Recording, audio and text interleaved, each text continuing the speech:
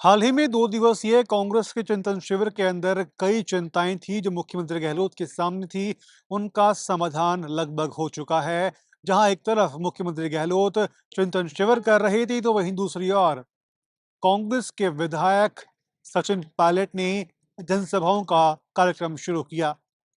हालांकि गहलोत की चिंता का समाधान तो हुआ, लेकिन दूसरी ओर एक चिंता उनकी और बढ़ गई है और वो है मंत्रिमंडल में फेरबदल की। आखिर क्या है मंत्रिमंडल में फेरबदल के सियासी मायने, क्यों मंत्रिमंडल में बदलाव की जरूरत पड़ी, इस पर चर्चा करने के लिए हमारे साथ मौजूद होंगे हमारे सहयोगी हरिनाम, जिनसे हम बात करेंगे कि आखिर वहां यानी कि मंत्रिमंडल में बदलाव की जरूरत क्यों पड़ी। बिल्कुल, रौनक अगर देखा जाता है कि जब कहा जा सकता है कि इस समय विधानसभा चुनाव लास्ट कह सकते हैं लास्ट वर्ष के अंत में है। उन सबको देखते हुए जिस तरह से इनका 2 दिन का चिंतन शिविर था, चिंतन शिविर में ये देखा गया, कई ऐसे मंत्री थे जो नदारद की बात की जा सकती है। सबसे पहले जो अहम माना जा सकता है, जो हेमाराम चौधरी की अगर बात करें, जिस तरह से हेमाराम चौधरी आए और बीच में ही चिंतन शिविर से वो वापस चले गए, वो चर्चाओं का दौर शुरू हो चुका था। उन्हीं सब के बीच में जिस तरह से दौर शुरू हुआ, उन्हीं सब के बीच जो चिंतन शिविर खत्म हुआ, जो ब्यूरोक्रेसी और मंत्रियों के बीच में आपस में जो खींचतान थी, वो खींचतान भी खत्म हो चुका था। कि खत्म होने के बाद जो कहा जा सकता है कि जो अशोक गहलोत का बजट है, बजट है जो कहा जा सकता था कि जो 23 फरवरी के 23 जनवरी सॉरी 23 जनवरी के आस-पास आने की बात थी, वो 8 फरवरी को आने की बात कह दी है। क्योंकि होता क्या है कि जब केंद्र का बजट पेश होता है, उसके बाद ही राज्य का बजट उसके आधार पर किया जाता है। उन सब के बीच में ये देखा जो बदलाव की बात है कि राजस्थान सरकार चाहती है कि 2023 में वापस से हम सरकार को रिपीट करें। रिपीट को देखते हुए जिस तरह से देखा जाए माहौल देखा जा रहा है कि कई ऐसे राजस्थान के शहर हैं, जो ज़िला है, जिसमें प्रतिनिधित्व करने वाला कोई मंत्री नहीं है। उन सबको देखते हुए कहीं न कहीं बदलाव की घड़ियाँ देखने को मिल रहा है। जिस तरह से रंधावा की बात करें, जो रंधावा आए थे, रंधावा ने एक वन टू वन नेताओं से मुलाकात के बाद कई ऐसे महिला भी आई थी, उन्होंने भी शिकायत किया था, जो 25 सांसद हारे हुए थे, वो भी आए थे कि उनकी सरकार में सुनवाई नहीं होती है। उन्हीं सब के बीच में उस सबको देखते हुए जिस तरह से देखा जाए जो मंत्रियों का दौर है, अगर दौसा की बात करें, दौसा हो गया, भरतपुर हो गया, बीकानेर हो गया, जोधपुर हो गया, यहाँ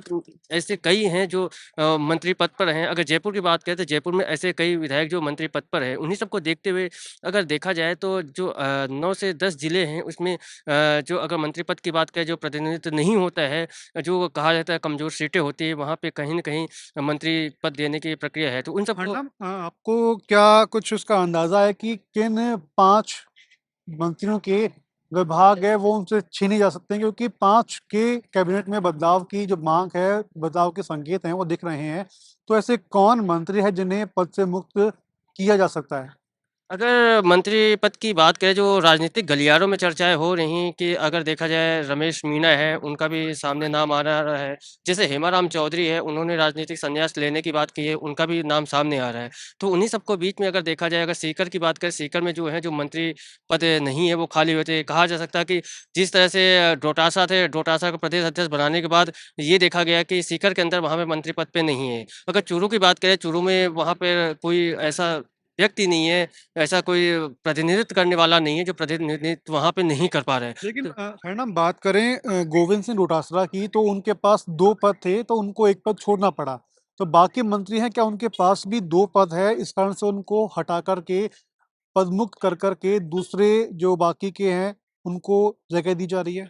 बिल्कुल, ये बिल्कुल सही कहा गया है। जब आप रघु शर्मा की बात अगर हम चर्चा कर लें, तो रघु शर्मा को जब गुजरात का प्रभारी बनाया गया था, तो उनके पास चिकित्सा विभाग था। चिकित्सा विभाग को देखते हुए जिस तरह से उन्होंने अपने आप कहा जा सकता है कि जब उनको प्रभारी बनाया गया, तो वो चिकित्सा पद से उन्होंने पद मुक्त कर दिया। जिस तरह से उदयपुर में चिंतन शिविर हुआ था, उसमें ये आला कमान की तरफ से कहा गया था कि एक व्यक्ति एक पद पर ही रहेगा। उसी को देखते हुए जैसे हरीश चौधरी थे, हरीश चौधरी भी उनके पास भी 2 पद थे, तो उनको पंजाब का प्रभारी बनाया गया, तो पंजाब को प्रभारी बनाने के बाद उन्होंने पद को छोड़ दिया था। उन्हीं सबको देखते हुए जिस तरह अगर अजमेर की बात करें, तो ये अजमेर ज़िले में केकड़िया विधानसभा है, वहाँ से रघु शर्मा विधायक है, उनको मंत्री पद में एक बार वापस लेने की प्रक्रिया देखा जा रहा है। उसी तरह अगर उदयपुर की बात करें, उदयपुर को अगर मजबूत करना है, तो वहाँ भी मंत्री पद देने की बात की जा रही है। डूंगरपुर की बात किया तो डूंगरपुर में भी पद देने की प्रक्रिया को देखा जा रहा है। तो क मतलब आदिवासी क्षेत्र में टारगेट करने के लिए कांग्रेस, क्या आपने प्लानिंग कांग्रेस ने शुरू कर दी है?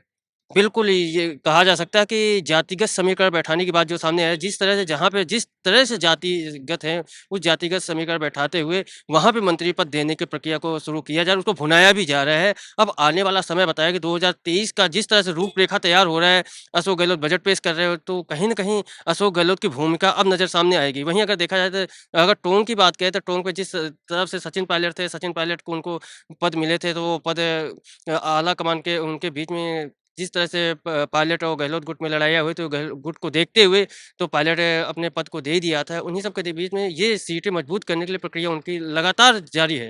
आपने बोला एक पद, एक व्यक्ति एक पद का फ़ॉर्मूला है, कांग्रेस अपनाने में कोशिश में लगी हुई है और इसी को लेकर के जो अध्यक्ष पद के चुनाव थे, उस समय भी गरमा-गरमी का माहौल देखने को मिला था। वहीं अगर बात करें तो ये पद का फ़ॉर्मूला क्या स्टेट के जो मेंबर्स होते हैं, मुख्यमंत्री या फिर बाकी के कार्यकर्ताओं पर ही लागू होता है या फिर केंद्र की जो समिति है, उन पर भी लागू होता है? क्योंकि ये बात करें मल्लिकार्जुन खड़गे इस समय वर्तमान में कांग्रेस पार्टी के राष्ट्रीय अध्यक्ष भी हैं और राज्यसभा सांसद भी हैं।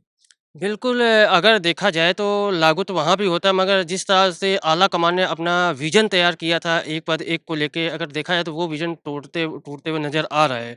क्या खड़गे की बात की है, जिस तरफ से लोकसभा में वो सांसद है, सांसद को देखते हुए तो वो सांसद पद पे भी हैं। उधर देखा जाए तो राष्ट्रीय अध्यक्ष भी हैं, तो जिस तरह से अगर उनको अगर इस तरह से अगर टूटता है, जिस तरह से इनका वक़्त तैयार हुआ है, तो कहीं न कहीं अगर राजस्थान को लेके देखा जाए, तो राजस्थान में अगर देखा जाए जिस तरह से प्रताप सिंह खाचरियावास हैं, अभी भी वो कहा जाता है वो खाद्य मंत्री भी हैं और जयपुर जिला अध्यक्ष भी हैं। तो वो भी अभी 2 पद पे हैं।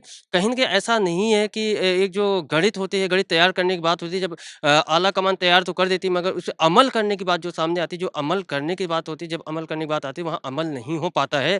उस चीज़ को भी आला कमान कहीं न कहीं कमज़ोर साबित हो रही है। जिस तरह से रंधावा आए थे जयपुर में, उनको बनाया गया था, रंधावा का जिस तरह से व्यक्तित्व था, उन्होंने कहा है कि ब्लॉक अध्यक्ष हैं, उनको भी यहाँ बना दिया गया ब्लॉक अध्यक्ष। कई ऐसी बहुत भूमिकाएँ हैं। अब आपको बताऊँ, भारत जोड़ो यात्रा अगर राजस्थान से चला गया, भारत जोड़ो यात्रा के बाद अब ये देखा जाएगा कि जो 26 जनवरी के बाद से हाथ जोड़ो हाथ के अभियान चलाया जाएगा, उसकी तैयारी को भी किया जा रहा है। अब पायलट गुट की बात करें या गहलोत गुट की बात करें, जिस तरह से आपस में कहा गया था कि इनके एक-दूसरे के ऊपर हमलावर नहीं होंगे, मगर अब 4 से 5 दिनों में देख रहे हो, पायलट भी हमलावर हो रहे हैं, राजेंद्र गुड़ा भी हमलावर हो रहे हैं।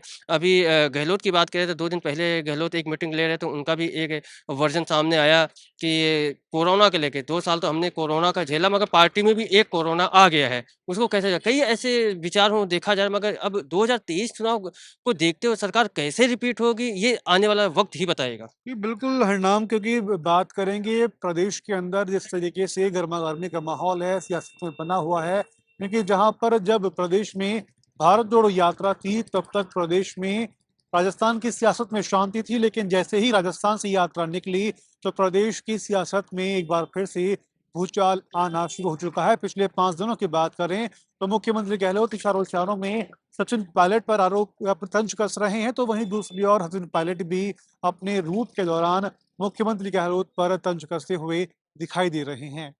वीडियो जर्नलिस्ट कृष्णा शर्मा के साथ रौनक पारेख, पंजाब केसरी टीवी।